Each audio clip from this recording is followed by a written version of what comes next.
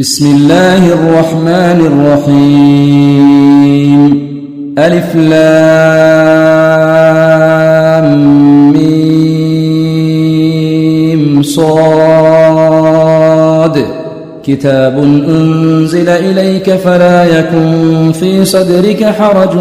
منه لتنذر به وذكرى للمؤمنين اتبعوا ما أنزل إليكم من ربكم ولا تتبعوا من دونه أولياء قليلا ما تذكرون وكم من قرية أهلكناها فجاءها بأسنا بياتا أو هم قائلون فما كان دعواهم إذ جاءهم بأسنا إلا أن قالوا إنا كنا ظالمين فلنسألن الذين أرسل إليهم ولنسألن المرسلين فلنقصن عليهم بعلم وما كنا غائبين والوزن يومئذ الحق فمن ثقلت موازينه فأولئك هم المفلحون ومن خفت موازينه فأولئك الذين خسروا أنفسهم بما كانوا بآياتنا يظلمون ولقد مكناكم في الأرض وجعلنا لكم فيها معايش قليلا ما تشكرون ولقد خلقناكم ثم صورناكم ثم قلنا للملائكة اسجدوا لآدم فسجدوا إلا إبليس لم يكن من الساجدين قال ما منعك ألا تسجد إذ أمرتك قال أنا خير منه خلقتني من نار وخلقته من طين قال فاهبط منها فما يكون لك أن تتكبر فيها فاخرج إنك من الصاغرين قال أنظرني إلى يوم يبعثون قال إنك من المنظرين قال فبما أغويتني لأقعدن لهم صراطك المستقيم ثم لآتينهم من بين أيديهم ومن خلفهم وعن أيمانهم وعن شمائلهم ولا تجد أكثرهم شاكرين قال اخرج منها مذءوما مدحورا لمن تبعك منهم لأملأن جهنم منكم أجمعين ويا آدم اسكن أنت وزوجك الجنة فكلا من حيث شئتما ولا تقربا هذه الشجرة فتكونا من الظالمين فوسوس لهما الشيطان ليبدي لهما ما وري عنهما من سوآتهما وقال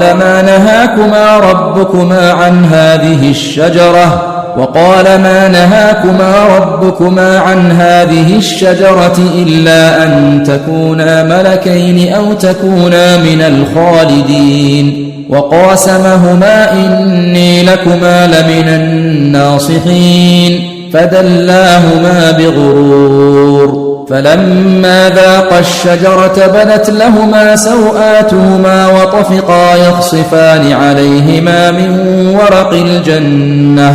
وناداهما ربهما ألم أنهكما عن تلكما الشجرة وأقل لكما إن الشيطان لكما عدو مبين قالا ربنا ظلمنا أنفسنا وإن لم تغفر لنا وترحمنا لنكونن من الخاسرين قال اهبطوا بعضكم لبعض عدو ولكم في الأرض مستقر ومتاع إلى حين قال فيها تحيون وفيها تموتون ومنها تخرجون يا بني آدم قد أنزلنا عليكم لباسا يواري سوآتكم وريشا ولباس التقوى ذلك خير ذلك من آيات الله لعلهم يذكرون يا بني آدم لا يفتننكم الشيطان كما أخرج أبويكم من الجنة ينزع عنهما لباسهما ليريهما سوآتهما إنه يراكم هو وقبيله من حيث لا ترونهم إنا جعلنا الشياطين أولياء للذين لا يؤمنون وإذا فعلوا فاحشة قالوا وجدنا عليها آباءنا والله أمرنا بها قل إن الله لا يأمر بالفحشاء أتقولون على الله ما لا تعلمون قل أمر ربي بالقسط وأقيموا وجوهكم عند كل مسجد وادعوه مخلصين له الدين كما بدأكم تعودون فريقا هدى وفريقا حق عليهم الضلالة إنهم اتخذوا الشياطين أولياء من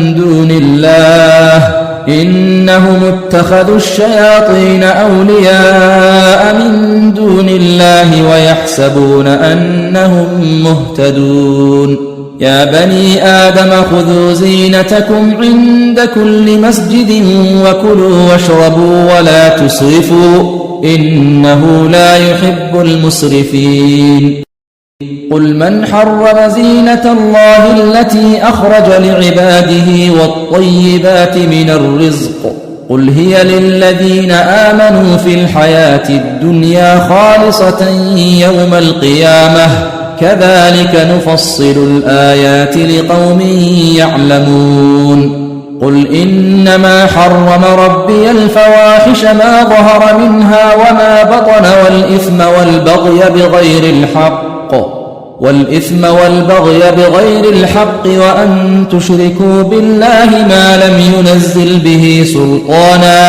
وأن تشركوا بالله ما لم ينزل به سلطانا وأن تقولوا على الله ما لا تعلمون ولكل أمة أجل فإذا جاء أجلهم لا يستأخرون ساعة ولا يستقدمون يا بني آدم إما يأتينكم رسل منكم يقصون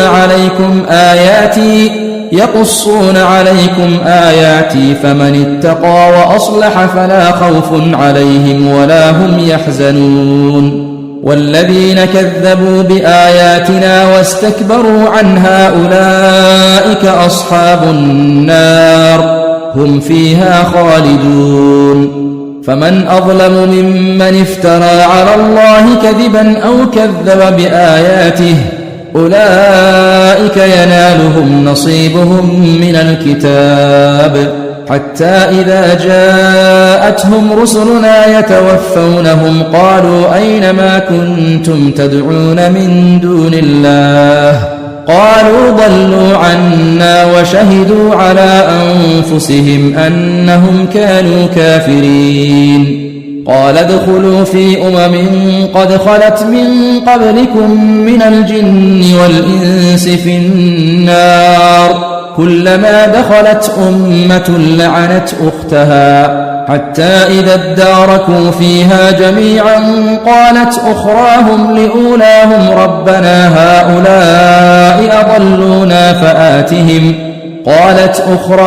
لأولاهم ربنا هؤلاء أضلونا فآتهم عذابا ضعفا من النار قال لكل ضعف ولكن لا تعلمون وقالت أولاهم لأخراهم فما كان لكم علينا من فضل فذوقوا العذاب بما كنتم تكسبون إن الذين كذبوا بآياتنا واستكبروا عنها لا تفتح لهم أبواب السماء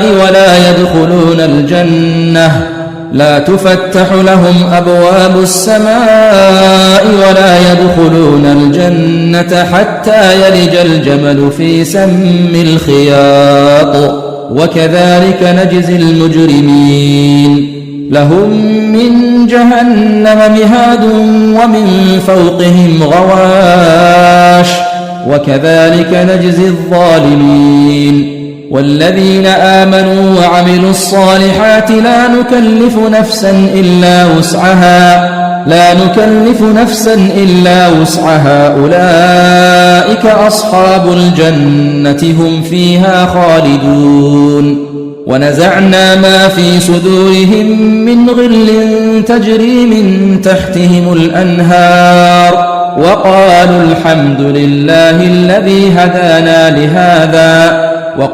الحمد لله الذي هدانا لهذا وما كنا لنهتدي لولا أن هدانا الله لقد جاءت رسل ربنا بالحق ونودوا أن تلكم الجنة أورثتموها بما كنتم تعملون ونادى أصحاب الجنة أصحاب النار أن قد وجدنا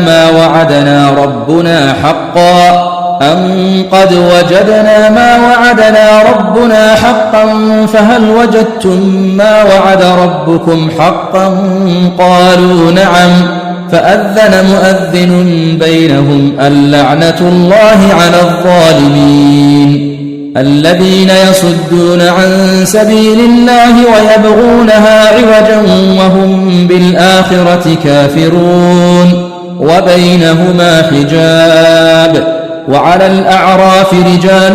يعرفون كلا بسيماهم ونادوا أصحاب الجنة أن سلام عليكم لم يدخلوها وهم يطمعون وإذا صرفت أبصارهم تلقاء أصحاب النار قالوا ربنا لا تجعلنا مع القوم الظالمين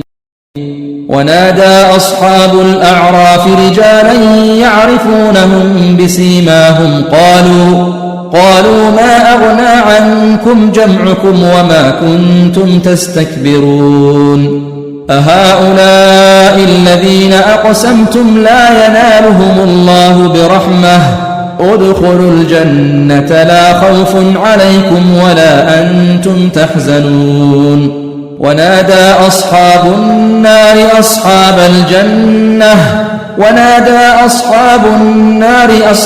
الجنة أن أفيضوا علينا من الماء أو مما رزقكم الله قالوا إن الله حرمهما على الكافرين الذين اتخذوا دينهم لهوا ولعبا وغرتهم الحياة الدنيا فاليوم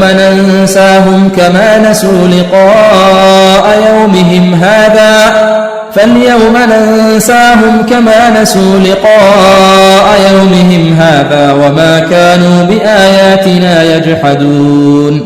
ولقد جئناهم بكتاب فصلناه على علم هدى ورحمة لقوم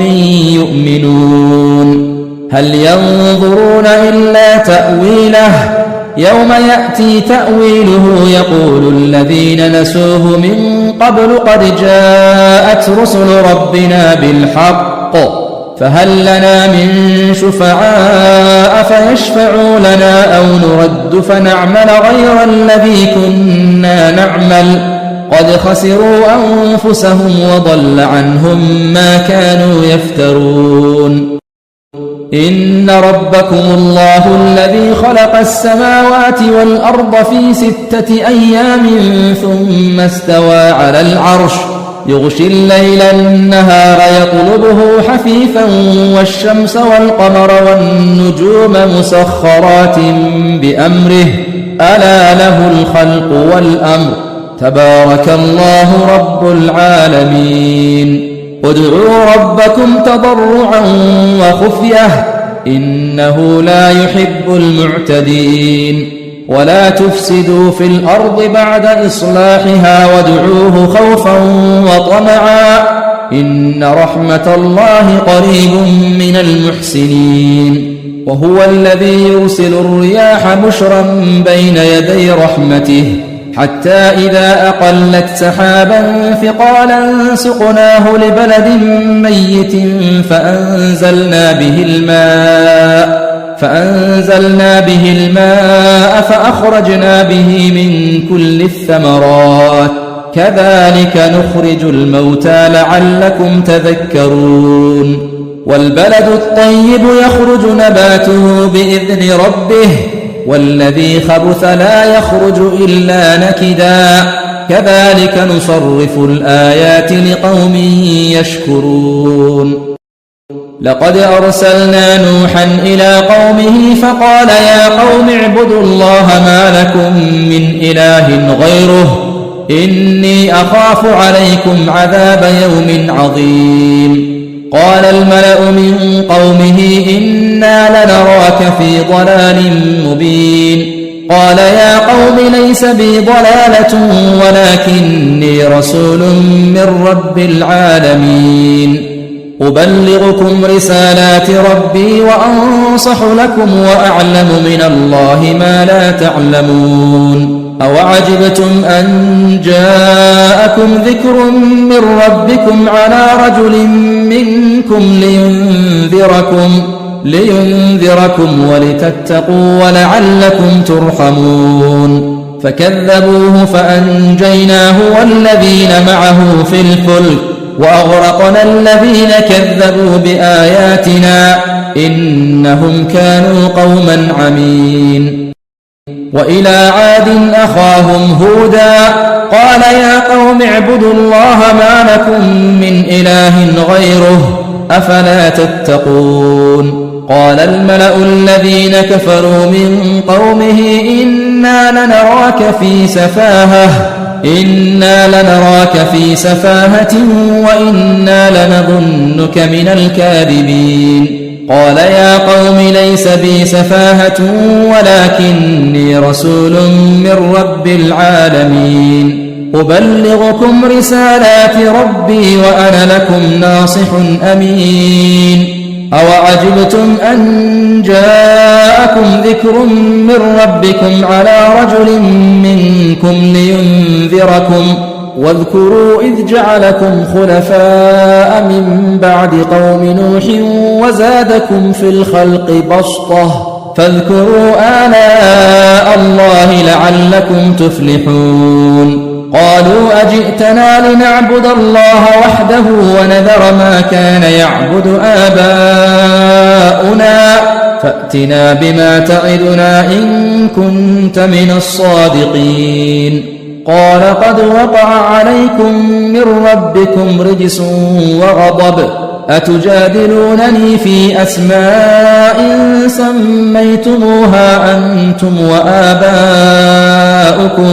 سميتموها أنتم وآباؤكم ما نزل الله بها من سلطان فانتظروا إني معكم من المنتظرين فأنجيناه والذين معه برحمة منا وقطعنا دابر الذين كذبوا بآياتنا وما كانوا مؤمنين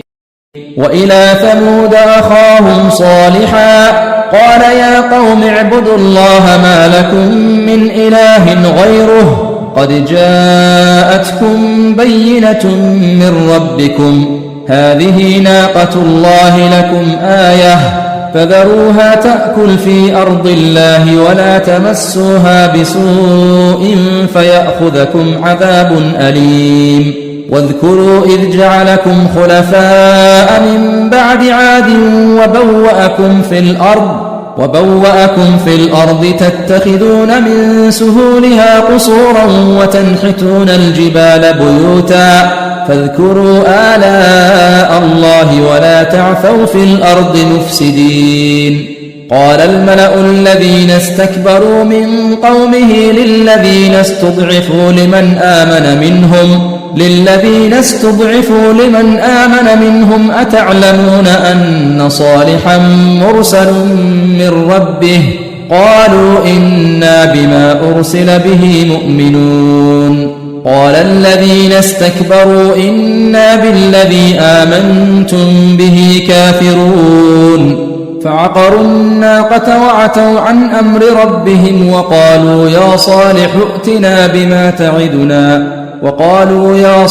ائتنا بما تعدنا إن كنت من المرسلين فأخذتهم الرجفة فأصبحوا في دارهم جاثمين فتولى عنهم وقال يا قوم لقد أبلغتكم رسالة ربي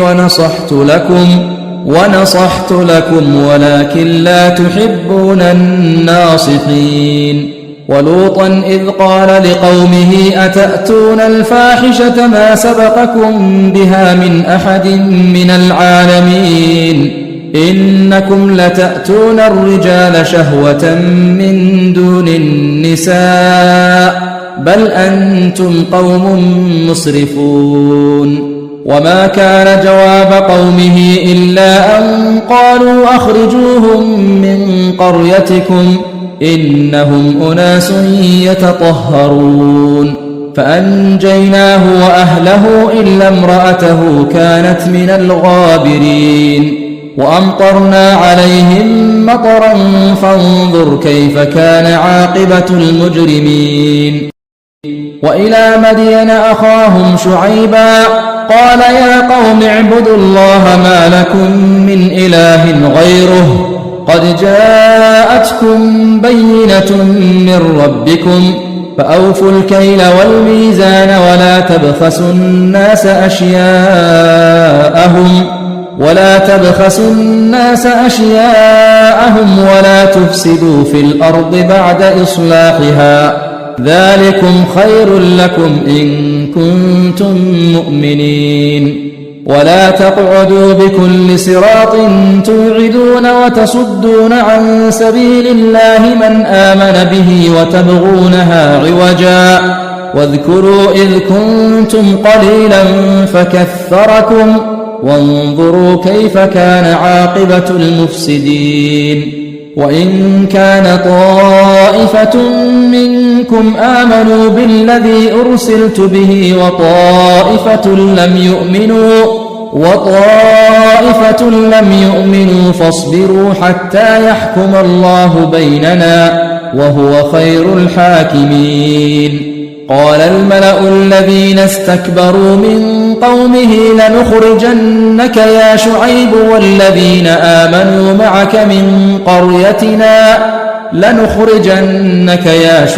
والذين آمنوا معك من قريتنا أو لتعودن في ملتنا قال أولو كنا كارهين قد افترينا على الله كذبا إن عدنا في ملتكم بعد إذ نجانا الله منها وما يكون لنا أن نعود فيها إلا أن يشاء الله ربنا وسع ربنا كل شيء علما على الله توكلنا ربنا افتح بيننا وبين قومنا بالحق وأنت خير الفاتحين وقال الملأ الذين كفروا من قومه لئن اتبعتم شعيبا إنكم إذا لخاسرون فأخذتهم الرجفة فأصبحوا في دارهم جاثمين الذين كذبوا شعيبا كأن لم يغنوا فيها الذين كذبوا شعيبا كانوا هم الخاسرين فتولى عنهم وقال يا قوم لقد أبلغتكم رسالات ربي ونصحت لكم فكيف آسى على قوم كافرين وما أرسلنا في قرية من نبي إلا أخذنا أهلها بالبأساء والضراء لعلهم يضرعون ثم بدلنا مكان السيئة الحسنة حتى عفوا وقالوا قد مس آباءنا الضراء والسراء فأخذناهم بغتة وهم لا يشعرون ولو أن أهل القرى آمنوا واتقوا لفتحنا عليهم بركات من السماء والأرض ولكن كذبوا فأخذناهم بما كانوا يكسبون أفأمن أهل القرى أن يأتيهم بأسنا بياتا وهم نائمون أوأمن أهل القرى أن يأتيهم بأسنا ضحى وهم يلعبون أفأمنوا مكر الله فلا يأمن مكر الله إلا القوم الخاسرون أولم يهد للذين يرثون الأرض من بعد أهلها أن لو نشاء أصبناهم بذنوبهم ونطبع على قلوبهم فهم لا يسمعون تلك القرى نقص عليك من أنبائها ولقد جاءتهم رسلهم بالبينات فما كانوا ليؤمنوا بما كذبوا من قبل كذلك يطبع الله على قلوب الكافرين وما وجدنا لأكثرهم من عهد وإن وجدنا أكثرهم لفاسقين ثم بعثنا من بعدهم موسى بآياتنا إلى فرعون وملئه فظلموا بها فانظر كيف كان عاقبة المفسدين وقال موسى يا فرعون إني رسول من رب العالمين حقيق على أن لا أقول على الله إلا الحق قد جئتكم ببينة من ربكم فأرسل معي بني إسرائيل قال إن كنت جئت بآية فأت بها إن كنت من الصادقين فألقى عصاه فإذا هي ثعبان مبين ونزع يده فإذا هي بيضاء للناظرين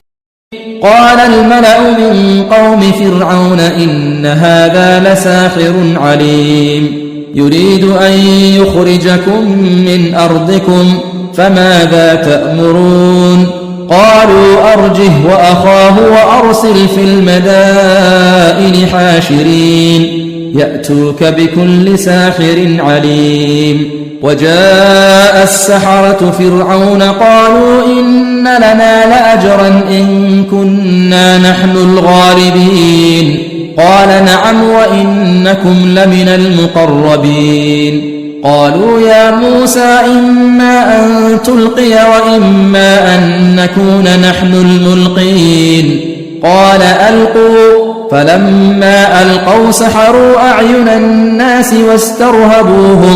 واسترهبوهم وجاءوا بسحر عظيم وأوحينا إلى موسى أن ألق عصاك فإذا هي تلقف ما يأفكون فوقع الحق وبطل ما كانوا يعملون فغلبوا هنالك وانقلبوا صاغرين وألقي السحرة ساجدين قالوا آمنا برب العالمين رب موسى وهارون قال فرعون آمنتم به قبل أن آذن لكم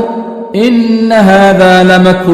مكرتموه في المدينة لتخرجوا منها أهلها فسوف تعلمون لأقطعن أيديكم وأرجلكم من خلاف ثم لأصلبنكم أجمعين قالوا إنا إلى ربنا منقلبون وما تنقم منا إلا أن آمنا بآيات ربنا لما جاءتنا ربنا أفرغ علينا صبرا وتوفنا مسلمين وقال الملأ من قوم فرعون أتذر موسى وقومه ليفسدوا في الأرض ويذرك وآلهتك قال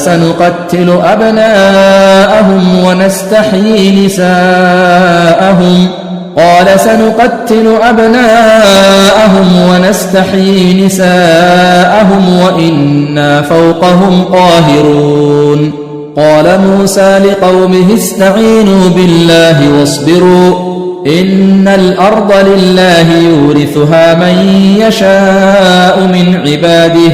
والعاقبة للمتقين. قالوا أوذينا من قبل أن تأتينا ومن بعد ما جئتنا، قال عسى ربكم أن يهلك عدوكم ويستخلفكم في الأرض فينظر كيف تعملون. ولقد أخذنا آل فرعون بالسنين ونقص من الثمرات لعلهم يذكرون. فإذا جاءتهم الحسنة قالوا لنا هذه، وإن تصبهم سيئة يطيروا بموسى ومن معه، ألا إنما طائرهم عند الله ولكن أكثرهم لا يعلمون. وقالوا مهما تأتنا به من آية لتسحرنا بها فما نحن لك بمؤمنين. فأرسلنا عليهم الطوفان والجراد والقمل والضفادع والدم آيات مفصلات فاستكبروا وكانوا قوما مجرمين. ولما وقع عليهم الرجز قالوا يا موسى ادع لنا ربك بما عهد عندك لئن كشفت عنا الرجز لنؤمنن لك ولنرسلن معك بني إسرائيل. فلما كشفنا عنهم الرجز إلى أجل هم بالغوه إذا هم ينكثون. فانتقمنا منهم فأغرقناهم في اليم بأنهم كذبوا بآياتنا وكانوا عنها غافلين. وأورثنا القوم الذين كانوا يستضعفون مشارق الأرض ومغاربها التي باركنا فيها، وتمت كلمة ربك الحسنى على بني إسرائيل بما صبروا، ودمرنا ما كان يصنع فرعون وقومه وما كانوا يعرشون. وجاوزنا ببني إسرائيل البحر فأتوا على قوم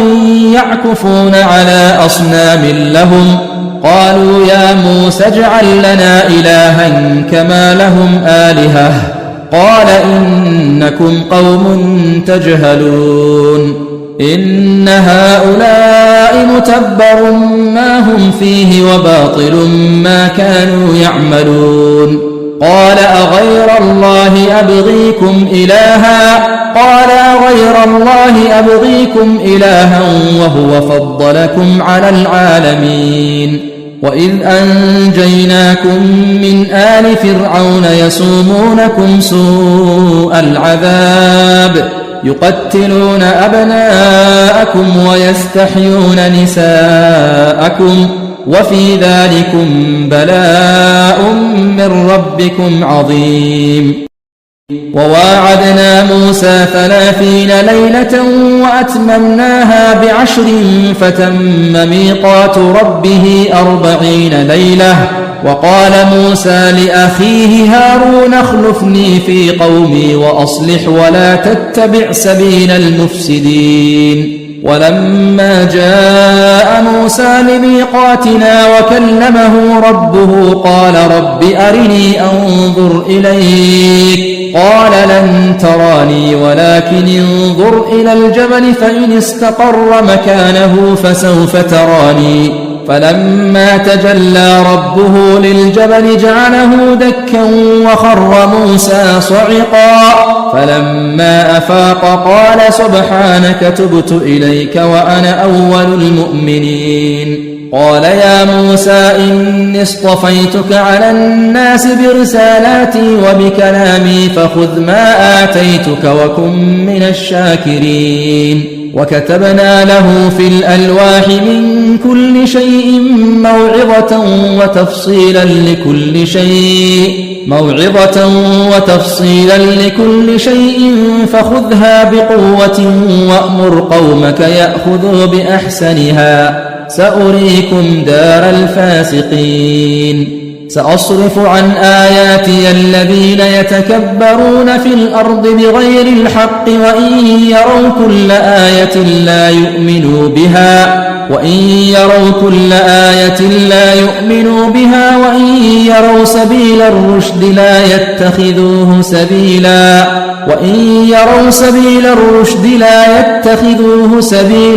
وإن يروا سبيل الغي يتخذوه سبيلا ذلك بأنهم كذبوا بآياتنا وكانوا عنها غافلين والذين كذبوا بآياتنا ولقاء الآخرة حبطت أعمالهم هل يجزون إلا ما كانوا يعملون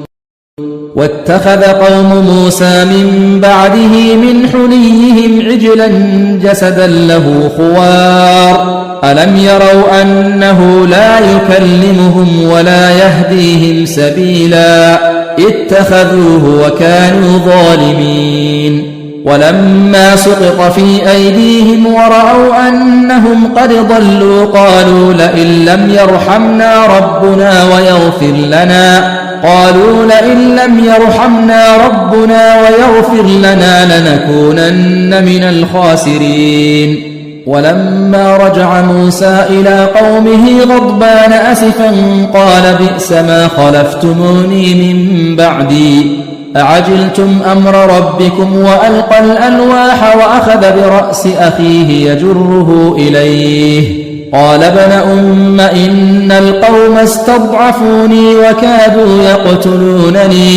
قال ابن أم إن القوم استضعفوني وكادوا يقتلونني فلا تشمت بي الأعداء ولا تجعلني مع القوم الظالمين قال رب اغفر لي ولأخي وأدخلنا في رحمتك وأنت أرحم الراحمين إن الذين اتخذوا العجل سينالهم غضب من ربهم وذلة في الحياة الدنيا وكذلك نجزي المفترين والذين عملوا السيئات ثم تابوا من بعدها وآمنوا إن ربك من بعدها لغفور رحيم ولما سكت عن موسى الغضب أخذ الألواح وفي نسختها هدى ورحمة للذين هم لربهم يرهبون واختار موسى قومه 70 رجلا لميقاتنا فلما أخذتهم الرجفة قال رب لو شئت أهلكتهم من قبل وإياي أتهلكنا بما فعل السفهاء منا إن هي إلا فتنتك تضل بها من تشاء وتهدي من تشاء أنت ولينا فاغفر لنا وارحمنا وأنت خير الغافرين واكتب لنا في هذه الدنيا حسنة وفي الآخرة إنا هدنا إليك قال عذابي أصيب به من أشاء ورحمتي وسعت كل شيء فسأكتبها للذين يتقون ويؤتون الزكاة والذين هم بآياتنا يؤمنون الذين يتبعون الرسول النبي الأمي الذي يجدونه مكتوبا عندهم في التوراة والإنجيل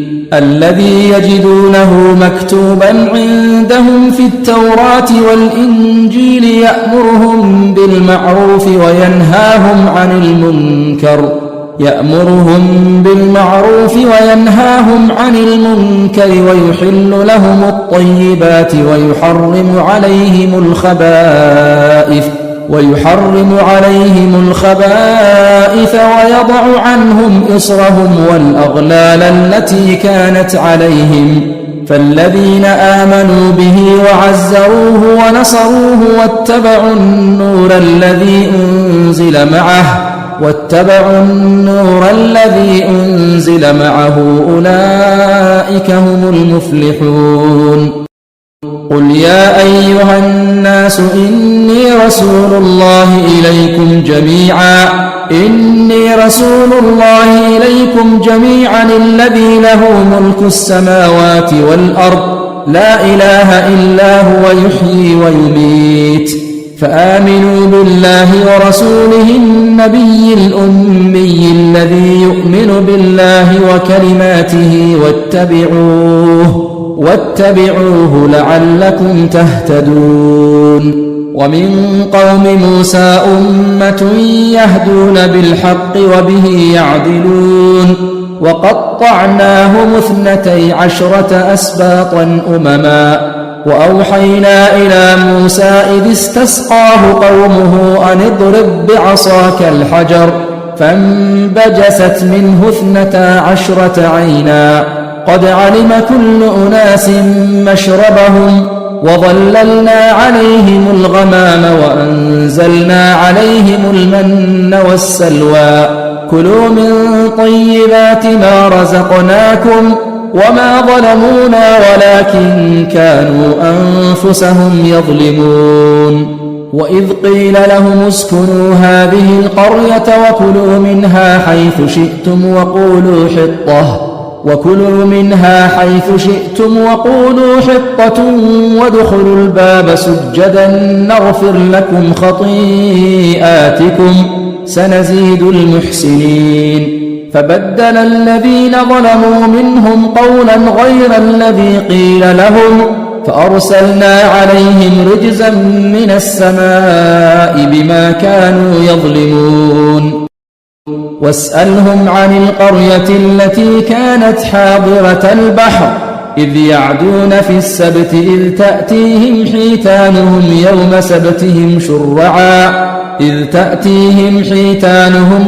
سبتهم شرعا ويوم لا يسبتون لا تأتيهم كذلك نبلوهم بما كانوا يفسقون. وإذ قالت أمة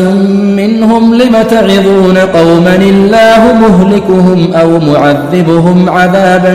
شديدا قالوا معذرة إلى ربكم ولعلهم يتقون. فلما نسوا ما ذكروا به أنجينا الذين ينهون عن السوء وأخذنا الذين ظلموا بعذاب بئيس بما كانوا يفسقون. فلما عتوا عما نهوا عنه قلنا لهم كونوا قردة خاسئين. وإذ تأذن ربك ليبعثن عليهم إلى يوم القيامة من يسومهم سوء العذاب إن ربك لسريع العقاب وإنه لغفور رحيم. وقطعناهم في الأرض أمما منهم الصالحون ومنهم دون ذلك وبلوناهم بالحسنات والسيئات لعلهم يرجعون. فخلف من بعدهم خلف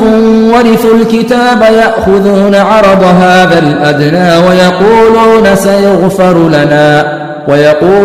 سيغفر لنا وإن يأتهم عرض مثله يأخذوه. ألم يؤخذ عليهم ميثاق الكتاب ألا يقولوا على الله إلا الحق ودرسوا ما فيه والدار الآخرة خير للذين يتقون أفلا تعقلون. والذين يمسكون بالكتاب وأقاموا الصلاة إنا لا نضيع أجر المصلحين. وإذ نتقنا الجبل فوقهم كأنه ظلة وظنوا أنه واقع بهم خذوا ما آتيناكم بقوة واذكروا ما فيه لعلكم تتقون. وإذ أخذ ربك من بني آدم من ظهورهم ذريتهم وأشهدهم على أنفسهم ألست بربكم قالوا بلى شهدنا أن تقولوا يوم القيامة إنا كنا عن هذا غافلين أو تقولوا إنما أشرك آباؤنا من قبل وكنا ذرية من بعدهم أفتهلكنا بما فعل المبطلون وكذلك نفصل الآيات ولعلهم يرجعون واتل عليهم نبأ الذي آتيناه آياتنا فانسلخ منها فأتبعه الشيطان فكان من الغاوين ولو شئنا لرفعناه بها ولكنه أخلد إلى الأرض واتبع هواه فمثله كمثل الكلب إن تحمل عليه يلهث أو تتركه يلهث ذلك مثل القوم الذين كذبوا بآياتنا فاقصص القصص لعلهم يتفكرون ساء مثلا القوم الذين كذبوا بآياتنا وأنفسهم كانوا يظلمون من يهد الله فهو المهتدي ومن يضلل فأولئك هم الخاسرون ولقد ذرأنا لجهنم كثيرا من الجن والإنس لهم قلوب لا يفقهون بها ولهم أعين لا يبصرون بها ولهم آذان لا يسمعون بها أولئك كالأنعام بل هم أضل أولئك هم الغافلون ولله الأسماء الحسنى فادعوه بها وذروا الذين يلحدون في أسمائه سيجزون ما كانوا يعملون وممن خلقنا أمة يهدون بالحق وبه يعدلون والذين كذبوا بآياتنا سنستدرجهم من حيث لا يعلمون وأملي لهم إن كيدي متين أولم يتفكروا ما بصاحبهم من جنة إن هو إلا نذير مبين أولم ينظروا في ملكوت السماوات والأرض وما خلق الله من شيء وأن عسى أن يكون قد اقترب أجلهم فبأي حديث بعده يؤمنون من يضلل الله فلا هادي له ويذرهم في طغيانهم يعمهون يسألونك عن الساعة أيان مرساها قل إنما علمها عند ربي لا يجليها لوقتها إلا هو ثقلت في السماوات والأرض لا تأتيكم إلا بغتة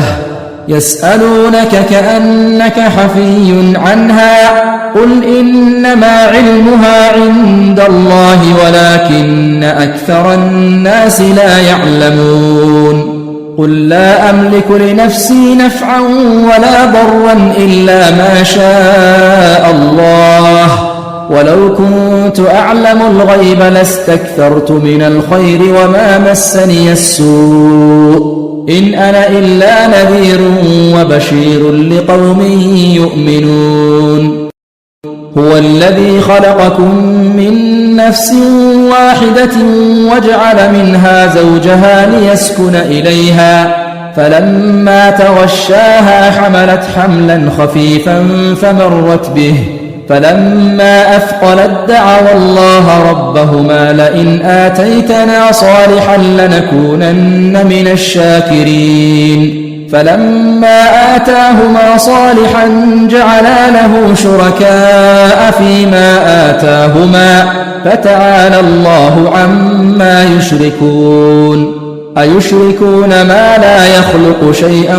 وهم يخلقون ولا يستطيعون لهم نصرا ولا أنفسهم ينصرون وإن تدعوهم إلى الهدى لا يتبعوكم سواء عليكم أدعوتموهم أم أنتم صامتون إن الذين تدعون من دون الله عباد أمثالكم فادعوهم فليستجيبوا لكم إن كنتم صادقين ألهم أرجل يمشون بها أم لهم أيدي يبطشون بها أم لهم أعين يبصرون بها أم لهم آذان يسمعون بها قل ادعوا شركاءكم ثم كيدون فلا تنظرون إن وليي الله الذي نزل الكتاب وهو يتولى الصالحين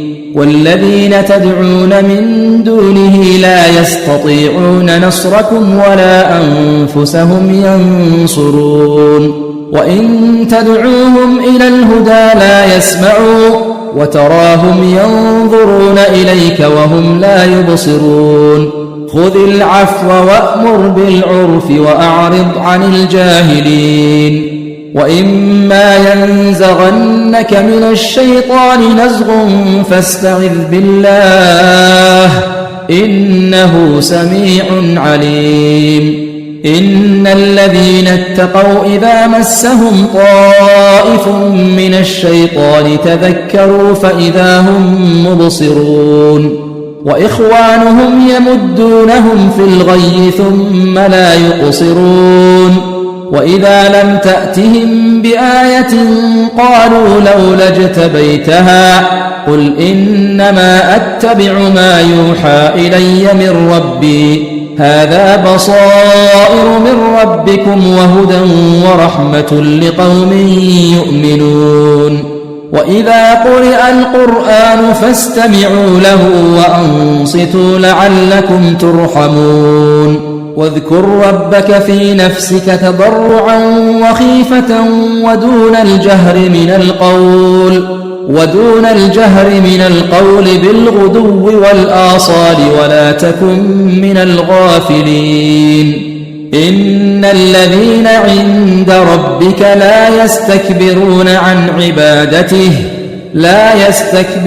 عن عبادته ويسبحونه وله يسجدون